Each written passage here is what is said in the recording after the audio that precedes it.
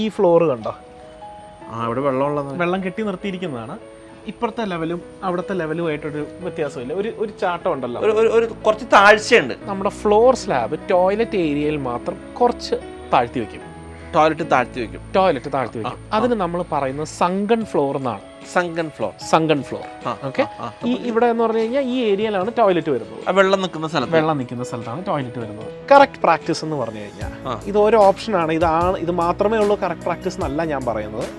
നമ്മുടെ ബെഡ്റൂമിൽ നിന്നും എപ്പോഴും ഒരു ചെറിയ 10 mm അല്ലെങ്കിൽ ഒരു ടൈൽ തിക്നെസ്സിനെങ്കിലും നമ്മുടെ ബാത്റൂം താഴെ ഇരിക്കണം.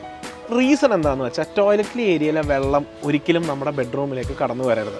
നമ്മളിപ്പോൾ ബാത്റൂം കഴുകുകയോ എന്ത് വേണമെങ്കിലും സംഭവിച്ചാലും ഒരിക്കലും ഇത് കടന്ന് നമ്മുടെ റൂമിലേക്ക് വരരുത്. അതുപോലെ തന്നെ സാധാരണ രീതിയിൽ ഒരു ടോയ്ലറ്റിന്റെ ഒരറ്റത്തായിരിക്കും ഷവർ ഏരിയ ഇരിക്കും. അവിടുത്തെ വെള്ളം അവിടെ തന്നെ ഒലിച്ചു പോകാനുള്ള രീതിയിൽ തറയിൽ ഒരു ചെറിയ സ്ലോപ്പ് ഇട്ടിട്ടുണ്ടാവും.